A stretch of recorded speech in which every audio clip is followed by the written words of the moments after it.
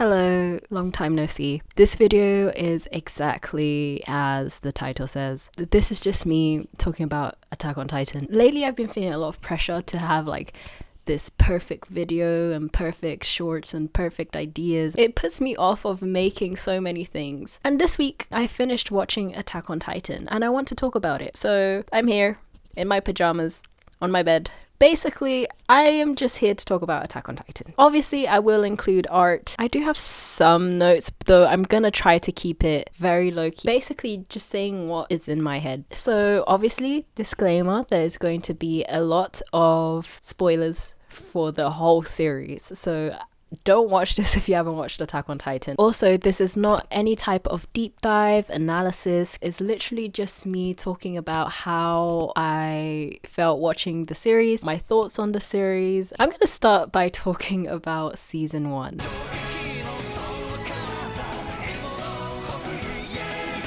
I actually watched Attack on Titan back when it came out, 2016, 2017. I was watching it when there was only season 1, basically. I was obsessed. It was truly one of those things that you just had to be there. I was obsessed with Attack on Titan to the point where I just couldn't wait for season 2. So I started reading the manga and I think I read up to basically the entirety of season 2. And then I just forgot about it. And yeah, I just never watched it until this week. I just thought, why? You know what? I'm just gonna watch it. And I did. And oh boy, it gets insane. I didn't expect it to get this deep. But anyways, yeah, I used to be obsessed. Unfortunately, none of the sketches I did survived.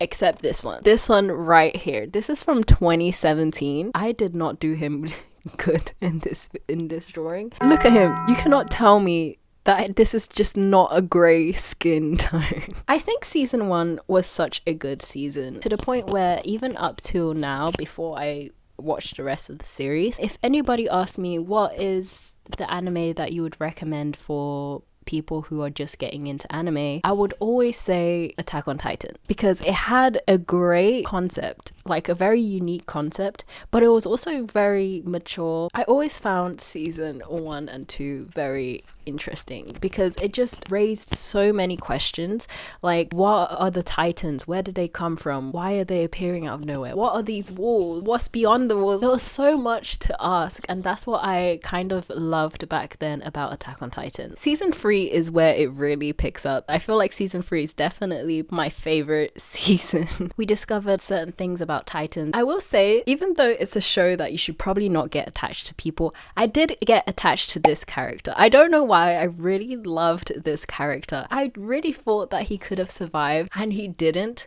and it made me so bad. Do you know who I hated since we got introduced? Flock. I hated him until the bitter end.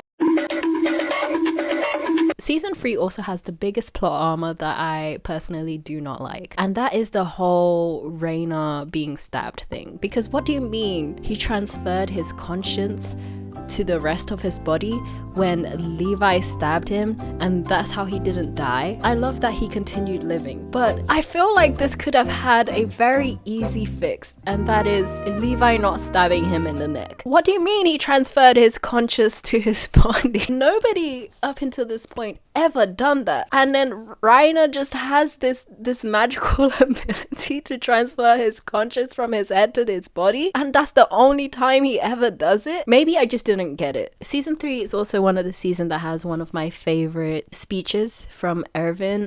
Because my soldiers do not buckle or yield when faced with the cruelty of this world. I love this speech so much. Before going into season 3 and 4, which is the seasons that I basically knew absolutely nothing about, I will say that I was spoiled. So I knew that Irvin died. I knew that Mikasa has to kill Eren. I knew that Levi was one of the only like older people alive. And despite knowing all of this, so much to me was still a surprise. It was like being given puzzle pieces and not knowing what the big picture is. I knew that Irvin died. I did not expect him to die that early on. I genuinely thought he would be one of the people who made it to the last season. The fact that he died that early I don't know what to say. Having said that, he does die so that Levi has a chance to attack the Beast Titan. Levi had so many times to kill the Beast Titan. I think he had like around 3 times. Instead of just killing him straight away, he just doesn't for some reason. Maybe it's for the best, because who knows, maybe the Beast Titan can also transfer his conscious to his body. So in the end of the fight, we learned that both Erwin and Armin die, and they have to choose to revive one. Ultimately, they choose to revive Armin. And Flock has the audacity to come through and say that Armin doesn't deserve to be revived. I heard about what you did, Flock. How hard you fought to ensure that Erwin would be revived. That's right. You should be dead, and Erwin should stand in your place. Shut your bitch ass up. I hated him so much in that moment. What do you mean?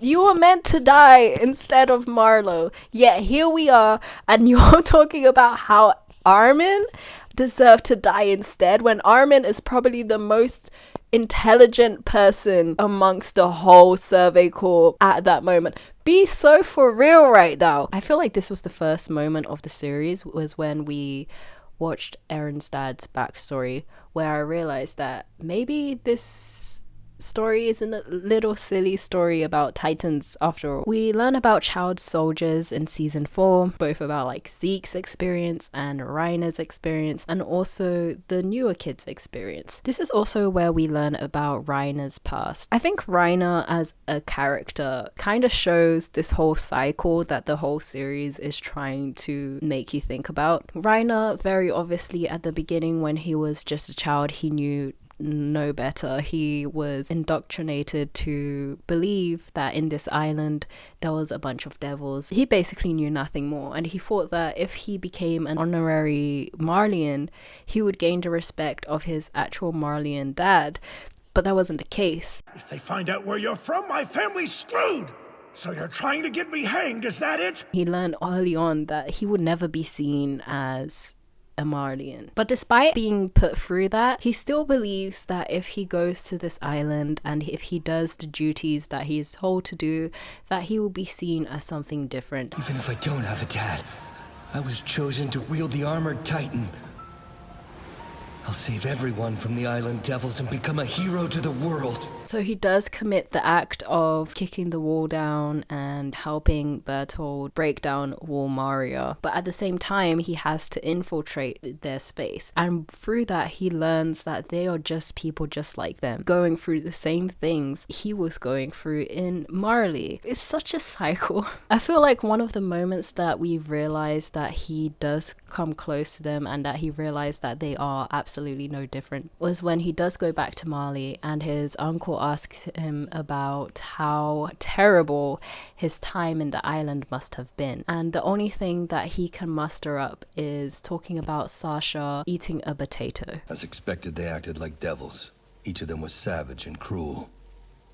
During our induction, one devil started eating a potato. He tries to make Sasha eating a potato be this absolutely terrible devil-like thing, but it really shows that there was nothing terrible about these people in the island. And Falcon is definitely a character that I think is meant to represent a younger version of him. I mean, Falcon is a very nice and kind-hearted person, and we see that through the time that Reiner had in the island, he's also a very kind person. I mean, even when he revealed himself to Eren, he believed that if he did reveal himself to Eren, that Eren could just go with them and no more bloodshed had to be done. I'm the armored titan. He's the colossal.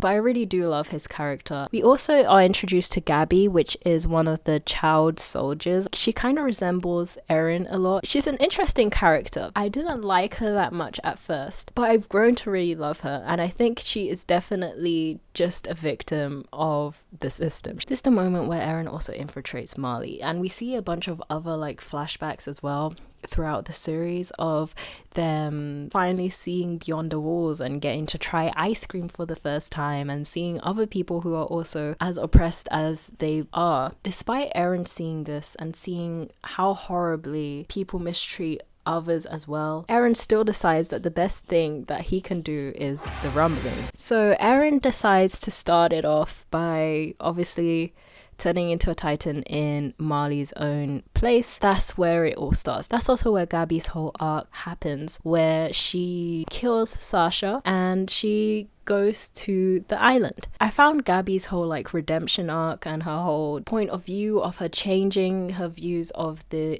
people in the island so interesting. Up until that point, Gabi had it in her head that all of these people in the island are not like her, despite knowing that they are both Eldian and that they're both from the same blood. She still decides that the people of the island are devils and she is one of the good ones. That she-devil must have bewitched you somehow! Fight! Don't let the devils win! But very quickly, due to her actions, she slowly starts to realize that they are no different, that they are just people. There were never any devils on this island.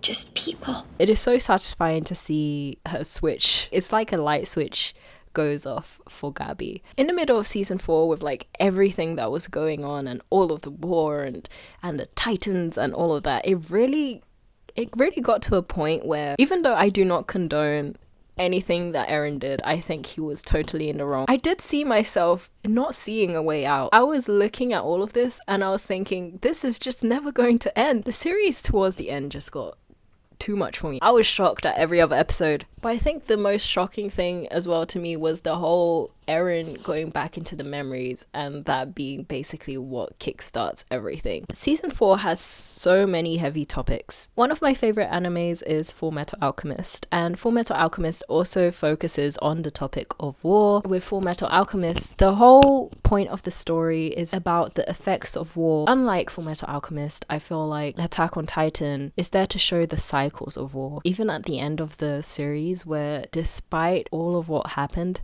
there has been other wars. I like that Hanji was also one of the characters that made it till the end. Hey, you said, so fight, just fight, right? But when you say, so fight, just fight, who is it you're wanting to fight? I noticed that you said fight twice. Does that mean you'll fight 2 fights or 1 fight with 2 rounds? I didn't like the fact that Flock made it till the end. I feel like Flock was the only character that I was generally rooting for their downfall. In the beginning of the video, I said that Attack on Titan was the series that I would always recommend to people who are beginning to watch anime. I can't say that now that I've watched the rest. And it's not that it was a bad anime. It was good, but it's definitely a lot heavier than it was going into it back in 2017. Overall, it was a very interesting anime that didn't take the turn that I thought it would. I can see why it got such a big hype that it did. It was surprising in every turn, and if you suggest someone to watch Attack on Titan, maybe give them a disclaimer. maybe sit them down and tell them go in fully prepared. You know, an anime is quite good if you have been spoiled and you're still surprised despite knowing the outcome. I knew that Eren was gonna die. I knew that Levi was gonna be bound to a wheelchair for the rest of his life. And yet I was still surprised and I was hooked. I was watching this every day for the past week, and it definitely made me miss when the biggest mystery of the series was the basement. That was great. The basement, I missed that. It was a very cool series. I hope you liked hearing me ramble about my thoughts, and I hope you liked the artwork I made of this series. If you liked it, again, please leave a like, and I will see you guys in the next one. Thank you for watching.